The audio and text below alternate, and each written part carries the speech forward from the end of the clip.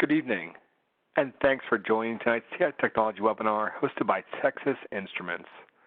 Tonight we're going to take a look at the TI-Nspire app for iPad and how you can use that in middle and high school math. My name is Mike Houston, and I'm the moderator for this event. I teach algebra and calculus near Pittsburgh, where I use TI technology to make tough-to-teach, tough-to-learn concepts accessible to all my students. Today I'm excited to be joined by our panelist, Tom Reardon. Tom's a retired teacher of 35 years and currently works for Texas Instruments. Tom, it's great to have you with us. Good to be here, Mike. We're expecting a large crowd, so your audio is muted. Feel free at any time to send any questions to Tom using the Q&A window on the right side of your screen. We'll also be using the chat window to send general messages. As a reminder, the session is being recorded, and we'll provide a link to the event certificate of attendance at the conclusion of the webinar. We hope you don't have any audio issues tonight, but in the event that you do, try selecting Communicate from the very top of the menu and choose Audio Broadcast. At this point, Tom is going to discuss our agenda.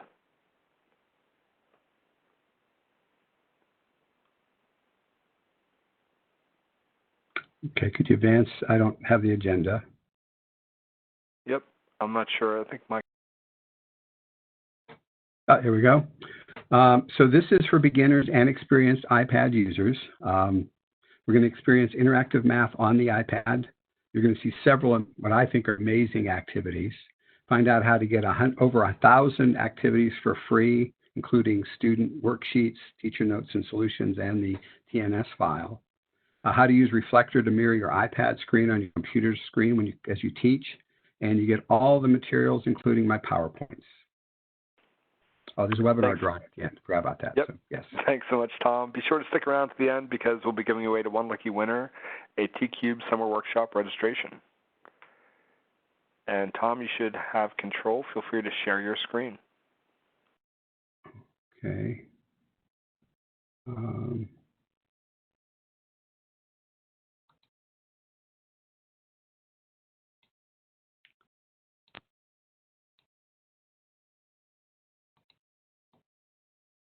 There we go. All right. So we seeing that okay? Yep, it's just coming up now. Okay. All right, so this is the website where all the materials are. If in case you're curious about seeing these, all these materials will be there. TI-Nspire app for iPad, mathematics at your fingertips. I'm going to start with possibilities. And I warn you, some of you are going to be mad at me because I'm going too fast, and some are mad because I'm going too slow. But this is more about possibilities. I am including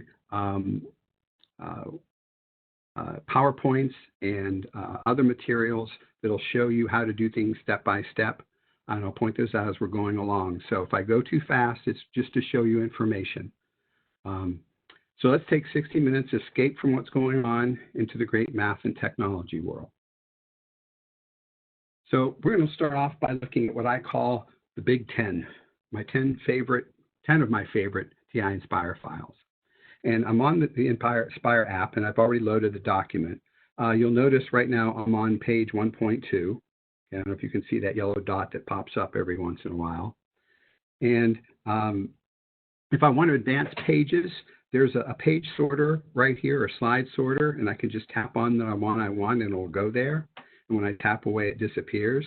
Or the other way is you can start from like the upper right hand corner and swipe from right to left, and it'll advance right to left.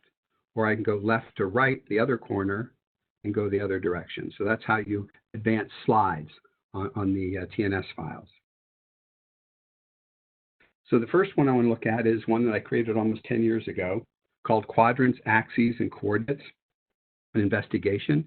And I created this because we had students coming up from the middle school who just didn't get it. And I'm not blaming those middle school teachers. I'd be doing the same thing they were doing. So I thought I'd try something different. This was first on the TI-Nspire handheld, but now we can use it definitely on the app. So I'm going to go ahead and touch that point and drag it around the screen as the student would. and you'll see what happens, see what changes and what doesn't.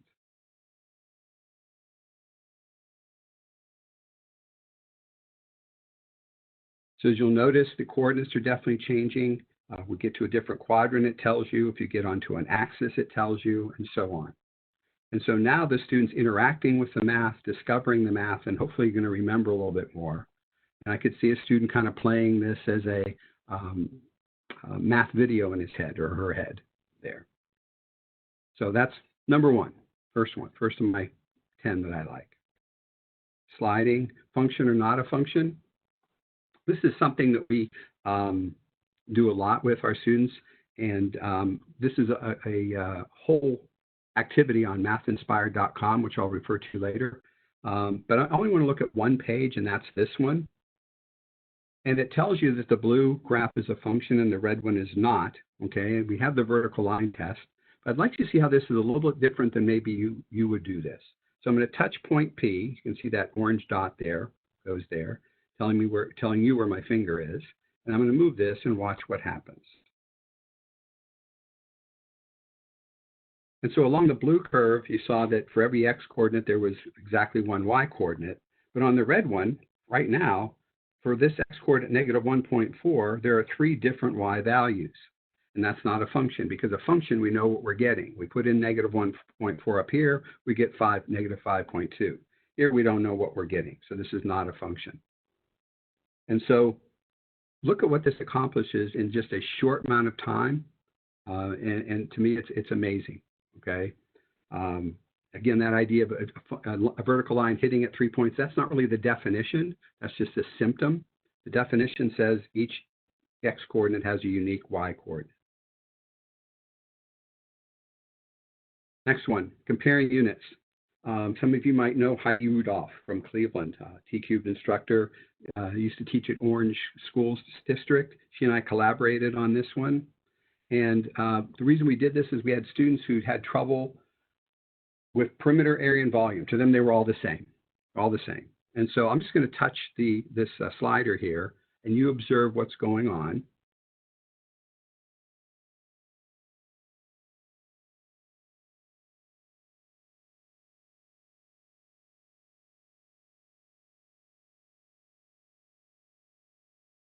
And that's as far as I can go. That's all it's got.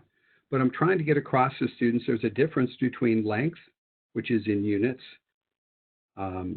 area, which is in square units, and volume, which is in cubic units, so they can visualize this. And so many of our students just don't see that. So thank you, Heidi Rudolph, for that. Look at, again, how much this accomplishes in a short period of time. This could be like a math warm-up. Tangents to a circle. I taught geometry for over 20 years. Loved it. I wish I had this technology, though. One of the theorems is if 2 segments are drawn tangent to a circle from an outside point or exterior point, then what? Not only can we discover this, but the students can also see how it could be verified or proved. So I'll slide to the next page. And we have 2 segments, 8 segments AB and CB are lines, tangent to circle O at A and C.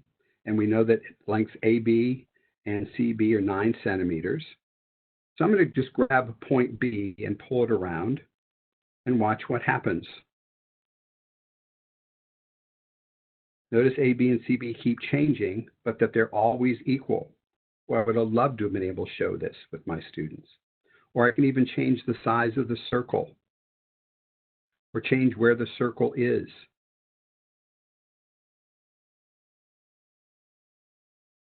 And so now the students have kind of explored and decided that this is what's going on, that those 2 segments are equal, but how would you prove that? Well, those of you who've taught geometry or might remember that you need to prove triangles congruent here. And so what we're going to need is to draw in some auxiliary segments like segment OA and OC. And you'll notice the slider arrow says use the arrows to proceed. Well, they're kind of hints. So notice it draws in segments OA and OC. And what do we know about those segments? Well, 2 things.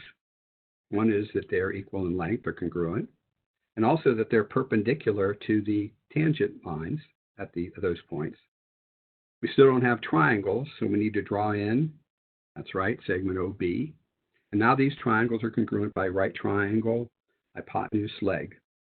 Hopefully that rings a bell to you, and which means corresponding sides are now equal or congruent, and we proved it. Now, my high school geometry teacher, Mr. Erickson, always used to tell me when triangles were congruent that you could take one triangle and put it completely on top of the other, completely coincide. And geometry back then was pretty much based on faith. It was almost like a religion. But here, notice I can continue here, and there's that triangle. Tap again, and it says drag point D. So I'll touch point D and pull it, and lo and behold, bingo, completely coincide. And to me, this is extremely powerful, the power of visualization, the students doing the work, the students doing the discovery.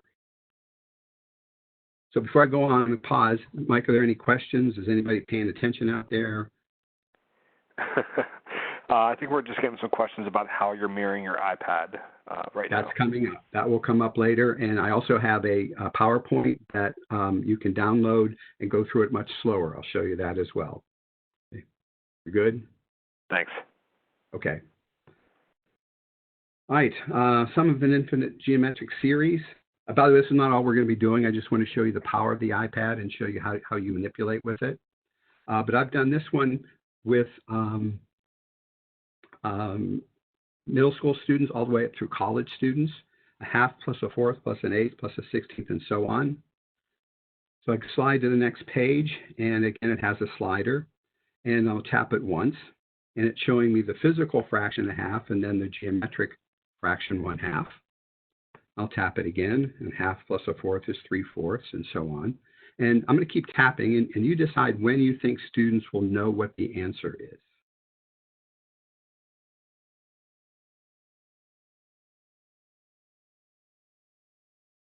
And that's as far as it goes. I can't do it infinitely. It would kind of take too much time. But you can see that this fraction is getting very, very close to 1. And you can ask your students, do you think it will get to 1? And most will argue no, because down here in the corner is always half of some rectangle or square that we had before. But we say it gets so close, and when we do this so many times, that it gets so close to 1, it is 1. And now we've started to open the door to that very important concept, limit. Slope is a very big deal from probably 7th grade on. We teach it almost every year, and I think we shouldn't teach it as much as we should depend on the students to remember it. So here's a little thing that might help you with doing that. This is a Lua document. Notice how we're using color here. Point A is in orange, point B is in pink. The X coordinates are in red, and so is the run or change in X. The Y coordinates are blue, so is the rise. The line is green, but the slope is green as well. So it's all these tie together. And here we can see -6 over -4 is positive 3/2. Grab either one of the points and move them. And as you do that, look at all the things that change: the coordinates, the rise, the run, the slope. And students can start to discover when it's positive slope, when it's a negative slope, when it's a 0 slope, and even when it's undefined. And I've had some kids tell me, hey, did you know when you divide two negatives, you get a positive? Did you know that? And that when 0 is in the denominator, it's undefined, and when 0 is in the numerator, it's a 0. And of course, I pretend like, yeah, that's news to me. But anything they can learn from this would be great.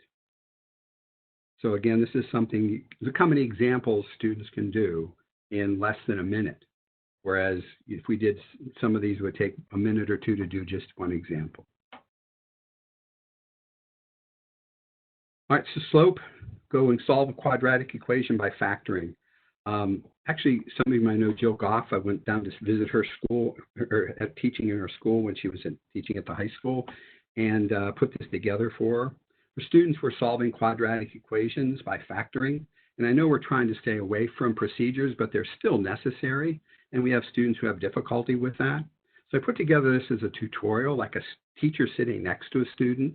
And the students say, well, what should I do first? And I'm hoping they'll say something like, subtract 6 from both sides, get into standard form or whatever. And if they're not sure, they can, or even if they are sure, go ahead and press the right arrow. And it'll say, you need to get one side set equal to 0. And I say legally because I have some kids who will just erase a 6 and make it a 0, and of course that's illegal. And then I would like them on their paper to go ahead and do it, actually do it physically, and then press the right arrow to see if they did it correctly. And hopefully they did. And if they didn't, they get that immediate gratification either way. Next step, hopefully, is to factor completely. And if they didn't know that, maybe they can go ahead and do it and then press the right arrow to see if they're correct. Then we set each factor equal to 0 or use the zero product factor property. Set equal to 0, and then finally solve. Went too fast there. Solve and then actually solve.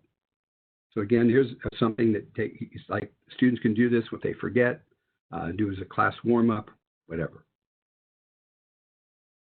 This one's going to take a little bit longer, equation that graph, but it's one of my favorite things. We do have students graph equations, that's for sure, but I always like to play Jeopardy with them, that is go backwards, and that is equation that graph. And when you do that with just plain old equations, not so much fun, but with the iPad, you can actually bring in pictures, whether they be ones that came with the iPad app, ones that you take with the iPad, and I will show you that a little bit later, how you can bring in your own pictures that you take. Anybody know where this is taken? This photo? No, you don't have a whole lot of time to respond, but a lot of people think it's the Bellagio. No, it's not. It definitely is Washington, D.C., and this is the World War II memorial. You can see the states wreaths going all the way around it.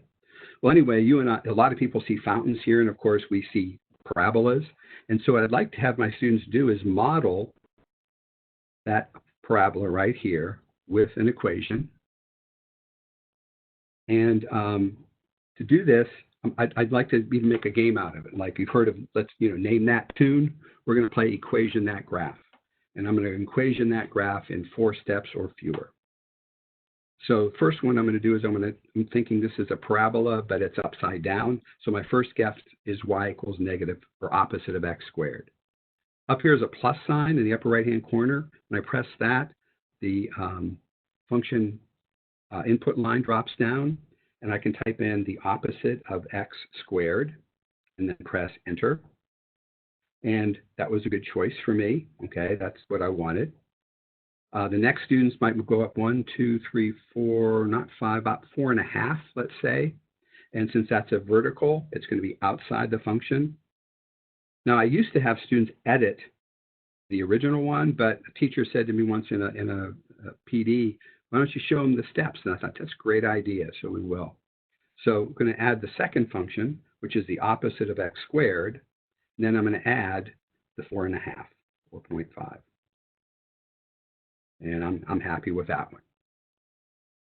The next translation is probably going to be to the left, 1.5. But here's where some students make a mistake, and maybe this is only in Ohio, but some students will go to the left and do this. So let me go ahead and add that. Go the opposite of the quantity, x, and it looks like it's about 1.5 to the left, so they'll go minus 1.5 quantity squared plus that 4.5. And when they press enter, they immediately see, oh, they goofed. That didn't go where they wanted it to go. So easily corrected, okay? But again, the calculator is telling them they're wrong, not the teacher, which is I prefer so much better. So let me go ahead and double tap on that, and it brings that back up so I can edit it. And I didn't mention this before, but this is the math keyboard, which is just huge. I love this math keyboard. And one of my favorite parts of this is right here, these little arrows, because you know how hard it is to try to get your finger to go right between like the 1 and the 0.5 or something like that. So you can kind of use those arrows, backspace and delete the minus, put in the plus and enter, and now the curve is where I want it to be. Fourth and last step is to get that to dilate. And a lot of my students will think you're going to type in a bigger number in absolute value to make it go wider, and that's not the case. So I've done this many times, and you do it by guess and check or trial and success. Negative 0.4 seems to be a good coefficient, times the quantity x plus 1.5 quantity squared plus 4.5. And that should match it pretty good. And I think it does. Now, if you wanted to do something else, you could have them, excuse me, try this curve or another curve, or change where the origin is or something like that, and get some good practice. But I'll show you later how you can get curves in. This is one of the ones that comes with TI-Nspire. Circle area and circumference has a lot of good mathematics in it. Some of you might remember Chuck Vonderem's. Chuck gave me this idea, and I love it. Not only is it math modeling, but it connects algebra and geometry. And at first you look at this page and say, oh my goodness, this is full of stuff, and it is. On the left right here is a list and spreadsheet. Up in the upper right-hand corner is a geometry page, and the lower right-hand corner is a graphs page. And these numbers right here, radius and circumference, and there it's plotted radius and circumference. And so on the directions, which you will get for all 10 of these, it'll say to tap in this, and you'll notice when I tap in it, this becomes emboldened, telling me I'm in the geometry part. And I'm going to tap on the outside endpoint of the radius on the circle and slowly pull it and make the circle larger. And as I do that, the list and spreadsheet is capturing the radius and its corresponding circumference. And then since it's in a list, it can plot it immediately. So what you're seeing is dynamic algebra and dynamic geometry. Beautiful. The idea is for students to tap into the graph screen and try to come up with an equation of this. And it's linear, so I'm going to tap in there and do my plus sign. And I'm thinking maybe y equals 3x, about 3x. See how that looks. And you can see that y equals 3x is not a good one. I could try a couple more, but Nspire also has the property of tapping on the line out here, and you're able to rotate it to try to make it fit. And so, hold on a little bit there.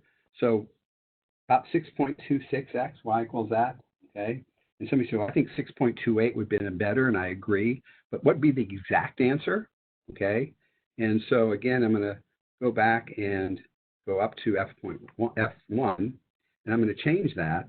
And I'm hoping some of my students will come up with the fact that this is circumference, so it's 2 pi times the radius, or 2 pi times x. And you can see it goes through there perfectly. The next page you can see is almost the same as what we just had. This one's dealing with radius and area. And same thing, tap in here, tap on the circle, make it bigger, make it smaller, and this time it's not a linear, it's a quadratic. Some of you already know, or most or all of you know what this is, but students not necessarily. I'll tap in here and bring up the function input line and say, I'm thinking it's y equals x squared. It's like a good old parabola, and it's a lot narrower than that, so the coefficient has to be increased. And again, I can pull it and try to fit it in there. And about right. Oh, that's pretty good. Somebody say, well, that's exact. It's not quite exact. It's close, but it's not exact. Let's go ahead and put in the correct answer. So I'll arrow over and erase the 3.14 and put the exact answer, pi x squared or pi r squared. By the way, going back to the previous one, notice how when we did circumference, it was shown this way and area was colored in so that they realize the circumference is distance around an object, while area is the amount of surface covered by an object. Also notice the use of color. The last one is creating pictures with graphs. I've been doing this for over 20 years. I think back in the late 90s or mid 90s, I had kids start drawing pictures with graphs with the 83 and 84, and then we got Nspire. So one of my students, this is one of my favorite ones. The student created this drawing of Albert Einstein. And to give you an idea of how many graphs or functions she used, I'm going to press the plus sign. And the next one's going to be 93. So she actually did 92 functions. And so I'm going to go up. Now watch when I press the next one, you're going to see a hair get darker. See where the hair got darker? In fact, if I tap on that hair, it'll go to that function, okay? And you can see all kinds of functions, a cubic, rational function, constant, exponential, all kinds of functions here. So that concludes the Big Ten. I'm going to show you a PDF of these. So this is the website that I created. If you want this, this is the Big Ten TNS file, and here's the PDF explaining how to use that. So I already opened it for you, so I think it's right here in my Dropbox. And you can see it goes left to right. So here's the first one, the Big Ten, and quadrants, axes, coordinates, and so on. A function or not a function explains what the purpose is and what students should be doing, gives you ideas on how to use this. So I would really hope that you would use this or be able to use these things, and that's why I created all that stuff. So before I go on, Mike, do we have any questions? Is anybody still awake? I think one or two people. Things seem to be great, really great right now. We Okay. actually did have one question, sorry. Stacy had asked if you can use the Bluetooth veneer sensors with the app. You're asking the wrong person. That's a 1-800-TI-CARES. Okay, thanks. Yes. Sorry about that. That one I don't know. If I had a Pez, I'd give it to you. Okay. So I do also want to go to a couple PowerPoints to show you some of this information, and we'll come back to the iPad. So I'm going to park this, but I got a feeling I'm going to have to turn it back on later, which is perfectly okay.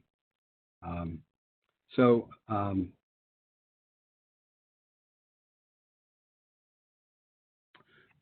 I want to show you what the iPad icons mean. I went through and did this here. Again, this is the website down here at the bottom. And I'm going to go through this, and you have access to this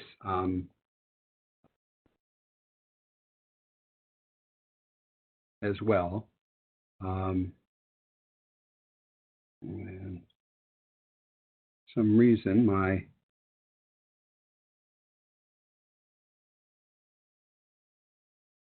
there we go. It was stuck there for a minute.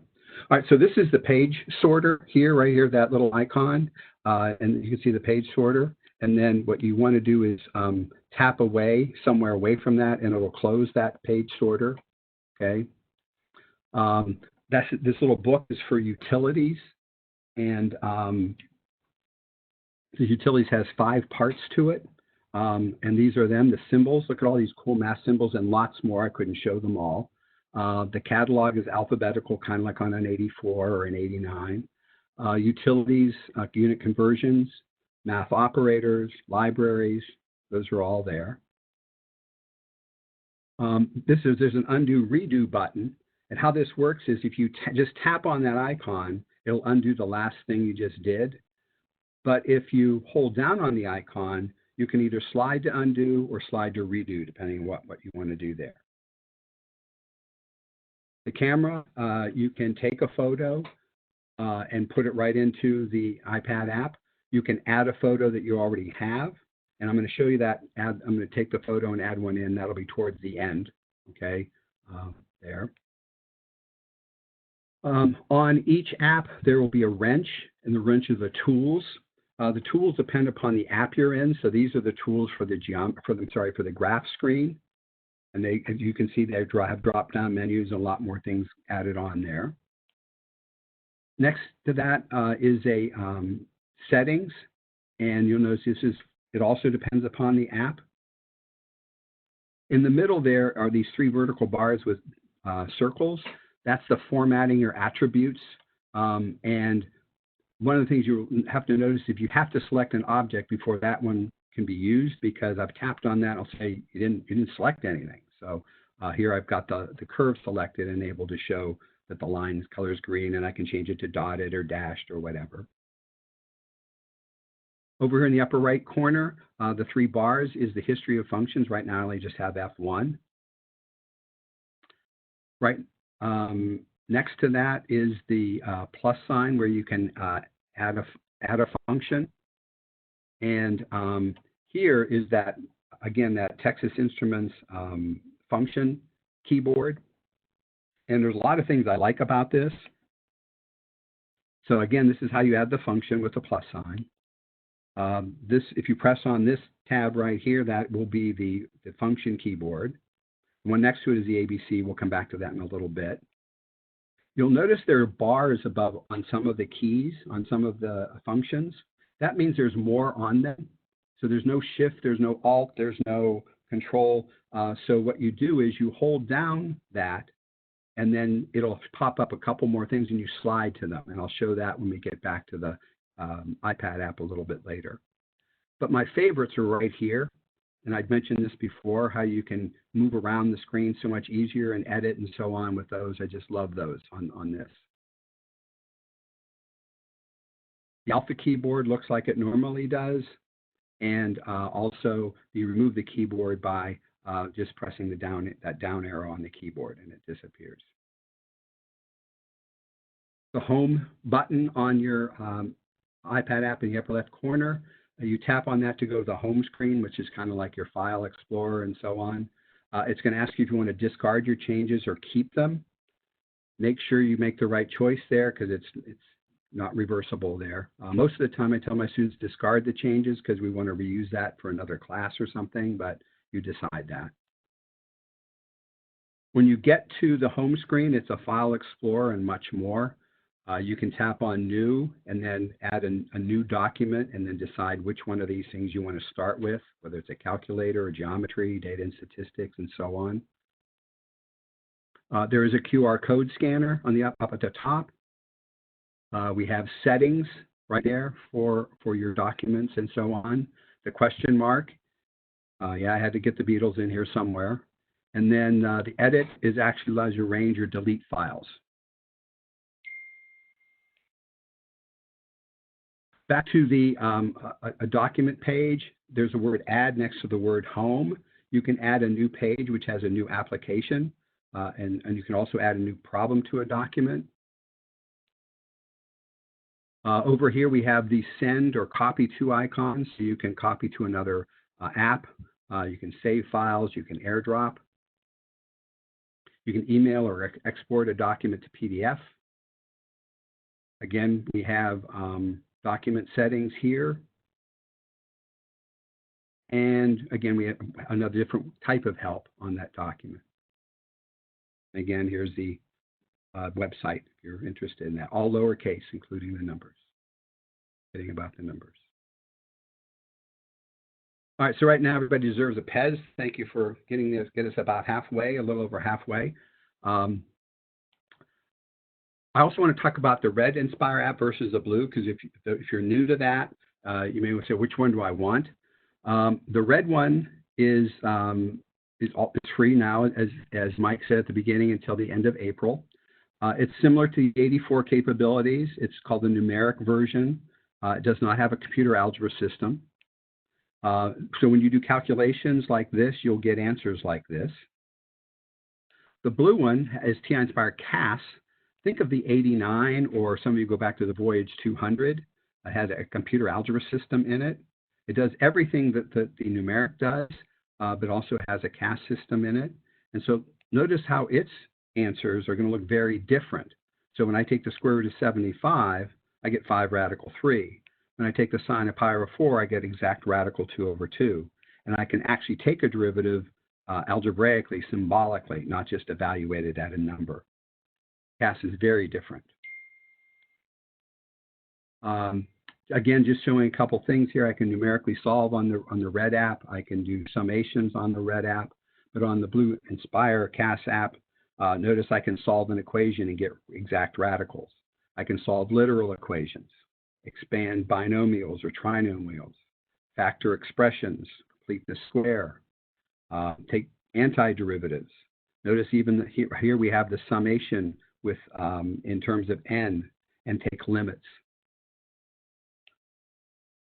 So notice the difference here. If you're not sure which app to get and you've never used a computer algebra system, we recommend that the students use the red app. Maybe teachers use the blue because the blue could help you with like making your test keys, okay? But if you're not used CAS or not familiar with it, I would not have your students get it because they can now do stuff everywhere from kindergarten up through integral calculus and beyond symbolically. So hopefully that explains a little bit difference about the red and the blue. As a teacher, right now you get them both. Remember, your students get these for free. So if you have kids who have iPads, have them get them. Have them get them for free. It used to be $29.99. All right, so how to use Reflector on your computer to mirror your iPad screen. I'll probably be showing you that in a minute as soon as I'm finished with this. Just to be able to teach with it. So Reflector 3 is a wireless screen mirroring application. I just paid $17.99 for it. Sometimes it's cheaper than that. This is the website right here.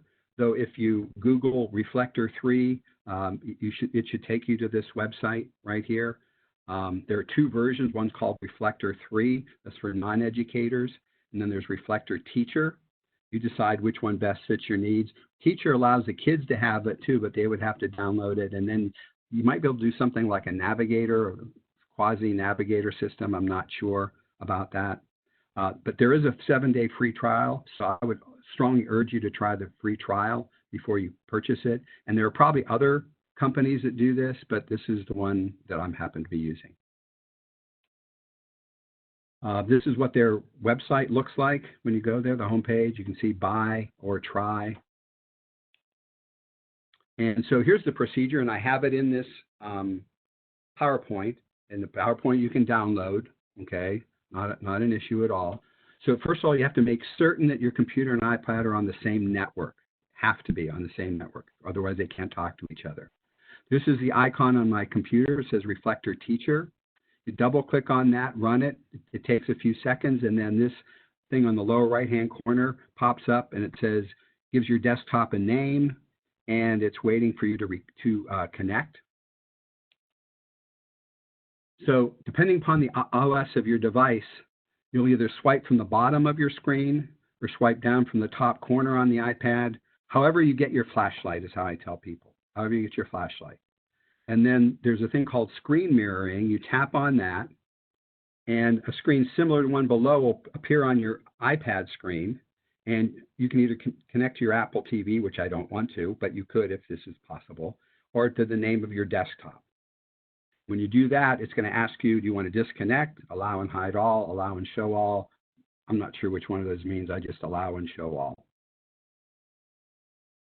And that pretty much does it. So I'm probably going to have to do that right now because I want to show you some things on my iPad. So I'm going to go ahead back to this, and it says no devices connected. And I'm going to go back on my iPad, which you can't see right now, and I'm going to swipe down from the corner, and I see the screen mirroring. I'm going to tap on the screen mirroring, and it's giving my desktop a name. I'm tapping on the desktop, and you can see there it is. That's how quickly you can get this thing up and running. It's not very difficult. Key thing is that you're on the same internet. All right, see, where are we here? We've got, it's 8:38, okay, at least Eastern time. Mike, any questions or comments, or too fast, too slow, any complaints I can handle? So far, I think we're good.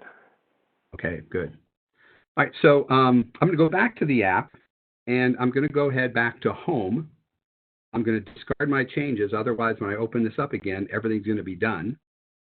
And I will point out that on the settings, you can hook up to a Dropbox account, which I love. You don't have Dropbox. I think it's still free for a few things. You could put some folders in here. Right now, I have 2 folders synced, and one of them is this iPad webinar one. So I can get any files I want from that. And I'll go back. And so here's where they are. There's the iPad webinar files right here. There's that big 10. So I'm just saying it's very nice to use the Dropbox on this. So So I'm going to type on the home page, I'm going to type in new, and I'm going to add a calculator page. And I just want to show you how to use this as a regular graphing calculator, as a geometer, and so on. Just a couple minutes on each of those. And as a calculator, I can, let's like do fractions. So on this, I'll tap the fraction icon and let's say do 2, down arrow 3, and then get out of the fraction, right arrow, plus. And then I'm going to be lazy, go with 4 division 5. But when I press enter, you'll notice that it doesn't let me be lazy. It changes it back to a nice 4/5. If I wanted the decimal approximation to this, you don't see any equal sign. Normally, the approximate equal is above the enter, and it is on this one. And it has that bar. So watch what happens when I hold down the bar. I have 3 other keys that I can go to. So I'm going to slide to the approximate equal sign. And you know what? I got to go. Oh, my dot is still there. Okay. And I got it. So that's good. If I wanted to say, let's take the square root of, to get the keyboard back, double tap brings the keyboard back. Usually, there it is. Square root of 40 is that decimal right there. I'd like to take that answer and square it. So there's 2 ways I could do it. I could use enter and slide to A and S. And it says, give me the last answer, which is that decimal there, and square it. And notice it's not really squaring the number you see. It's squaring the number that it has stored in memory, which I think is up to 12 or 14 decimal places. Okay. We can go to settings and change the display digits to whatever you would like it to be. But I think I'll just stay with the float 6 for right now. As far as trig goes, some trig values, I could do the sign of fraction, let's say pi over 3. And notice I'm getting the decimal answer. If I was on a CAS machine, I'd be getting radical 3 over 2. Evaluating expressions like 3x squared minus 5x plus 4. And I love the such that key, and I love it on Inspire. So I'm going to touch the comma, and notice these are the things I have for that. And I'm going to slide up to the such that key, which you can barely see on my screen, and say I'd like to evaluate that such that x equals 4. And then one more thing, I think I'm going to go to the wrench, the tools, and several things I've got here, probability statistics, matrices, and so on. But I'm going to go to algebra and solving systems of linear equations. Right now it's set up for a 2x2, but look you can go up to like a 15x15 or crazy, okay? But 2x2 I think will be fine. And I'm going to give you a nasty looking one, 2x plus 7. Now I don't have a y. Oops, I didn't get an x either, did I? So 2x plus 7. Y is above x, so I tap and hold the y, x, and I can slide to the y, equals 11, down arrow. And the other one, let's go with maybe 5x minus 8, slide to the y, equals -7. And press enter.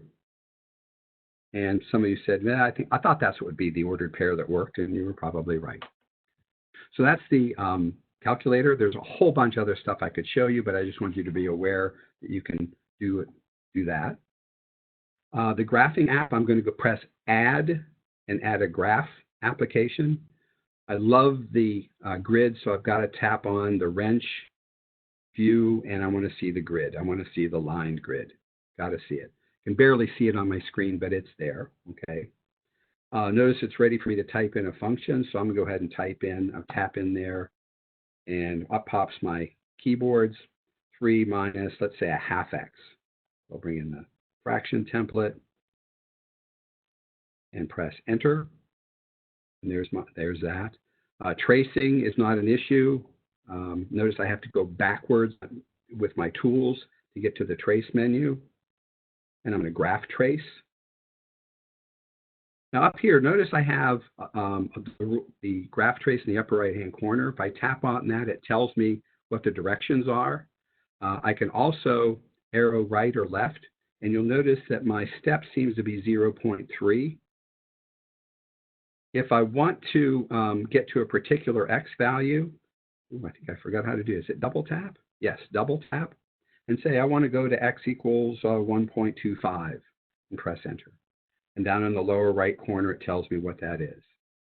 So we've got that. And then I exit out here on the graph trace. You can add another function. Let's say x squared minus 3. Whoops. X squared minus 3 in a different color. I'd like to find the points of intersection. There are two ways to do that. I prefer to find both at the same time, and that's not something you can do on an 84, but you can on Nspire.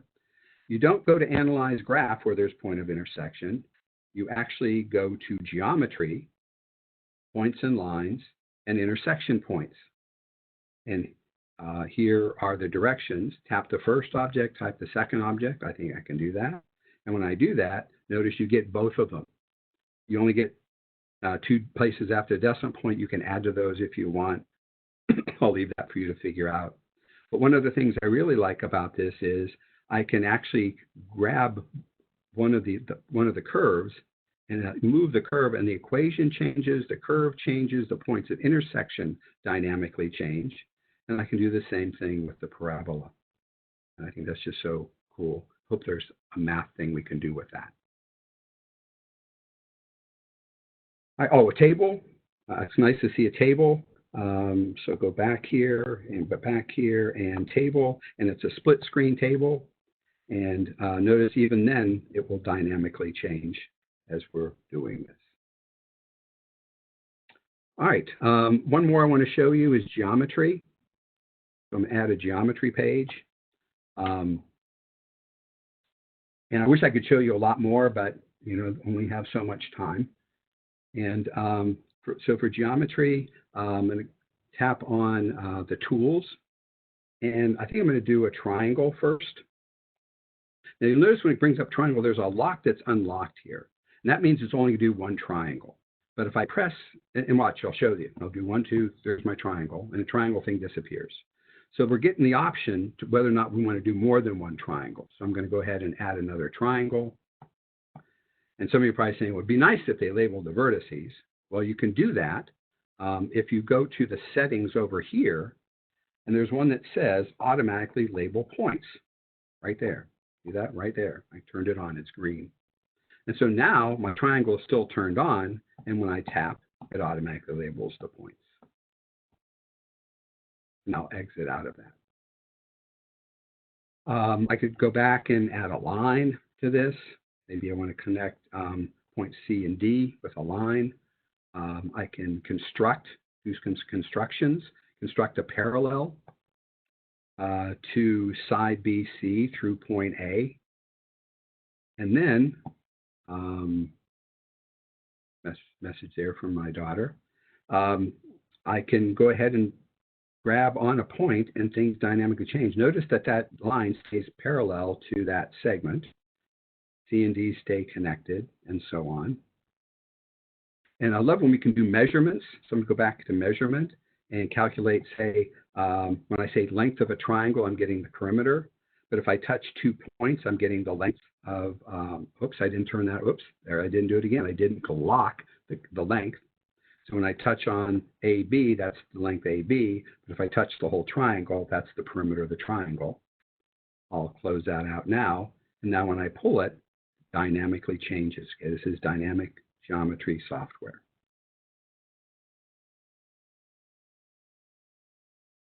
And I'm going to add one more page. There's a lot of stuff I could show you, but I got to show you this. Under Actions, there's a math draw that's kind of cool. So, and it's turned on, it's locked on, and it'll do, like, I think it's like 3 or 4 different things. So if I make a circle with my finger, it makes it a nice looking circle. If I draw a triangle, it gives me a triangle. And I think almost any quadrilateral makes it a rectangle. I've tried to get a parallelogram, but it seems to make it into a rectangle of some sort. I can also do lines. So kind of cool that you can do the math draw.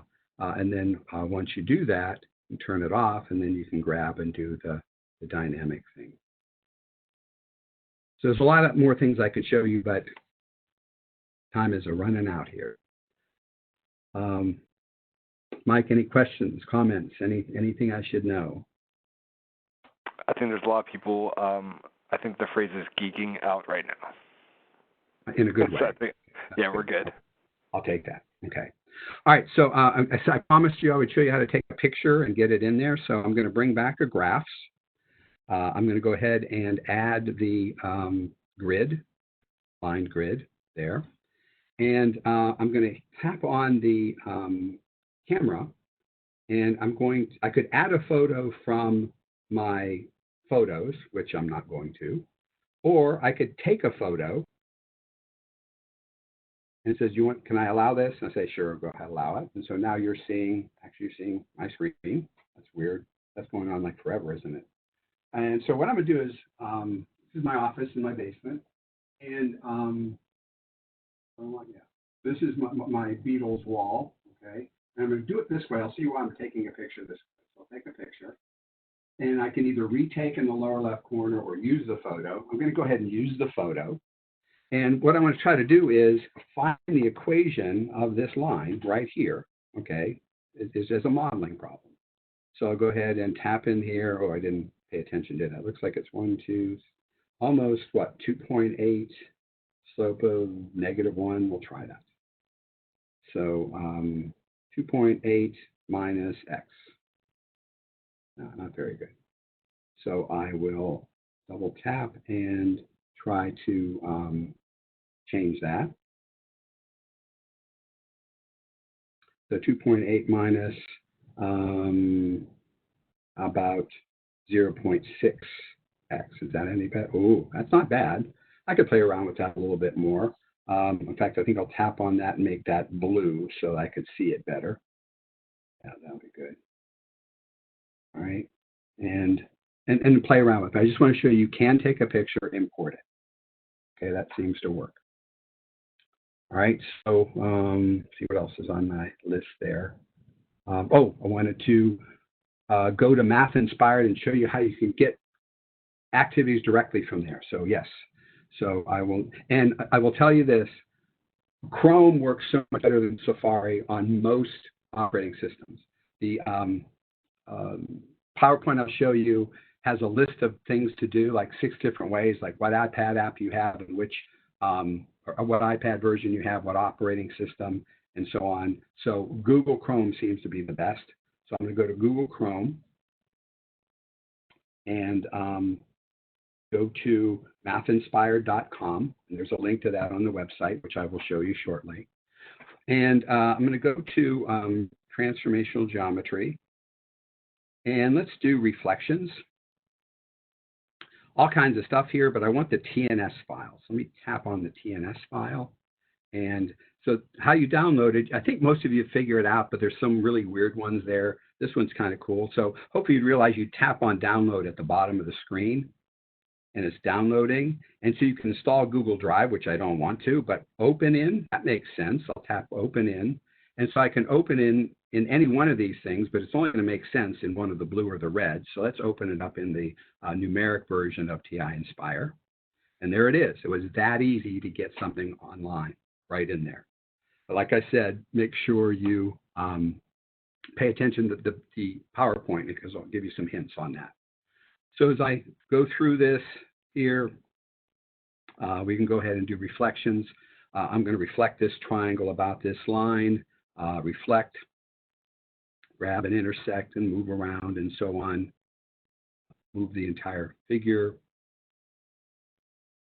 Change it to a vertical line of translation, slanted line, and so on. Could add in some connected segments, and so that you can see that these connected segments can kind of tell you they're perpendicular to the line of rotation. These points here look like they're midpoints. We can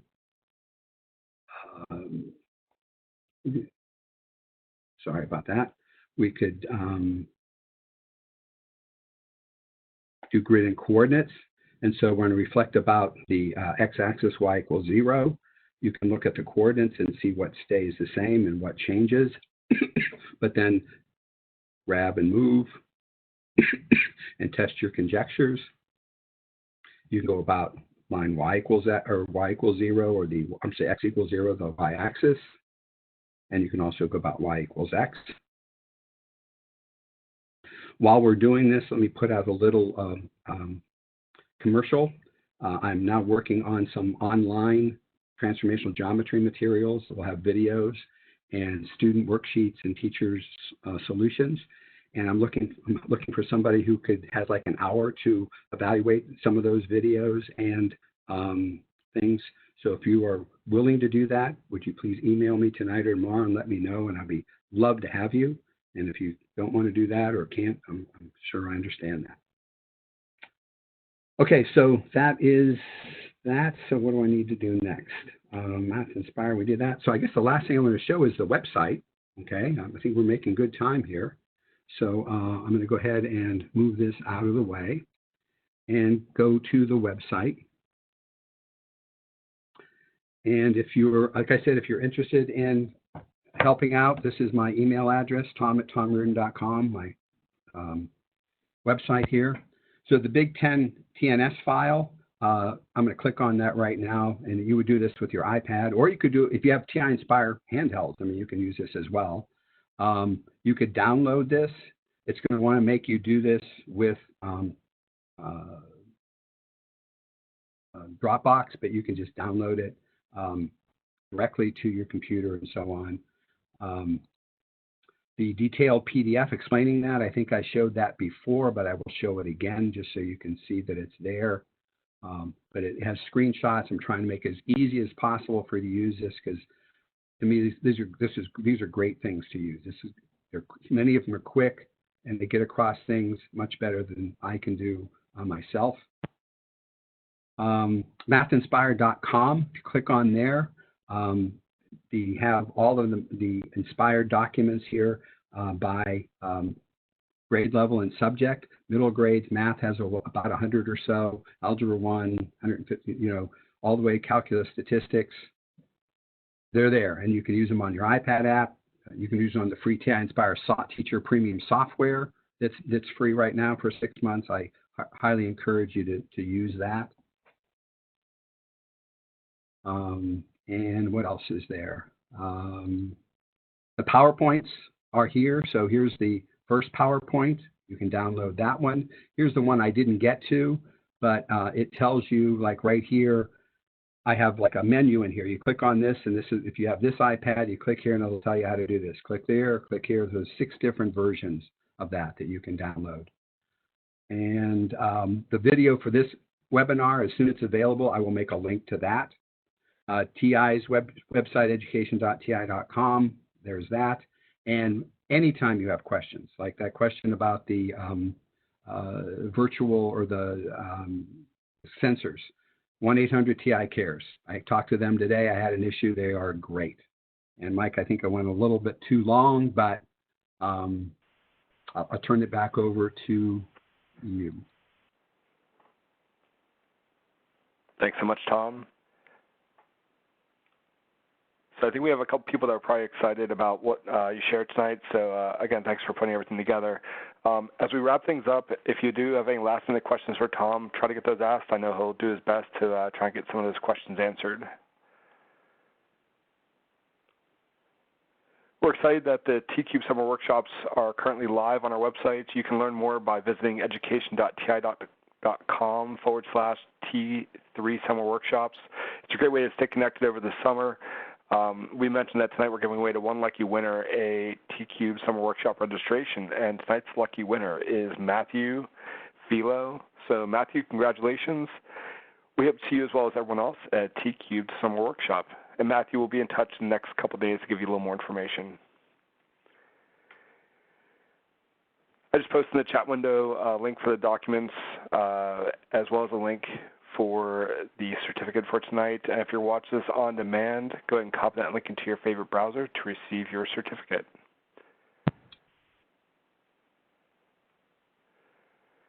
Tom, thanks so much for everything you shared tonight. I really appreciate you putting everything together. Oh, sure, it was fun. I hope people got some good stuff out of it. And thanks, everyone, for joining us tonight. We hope to see you back online real soon. Have a great night.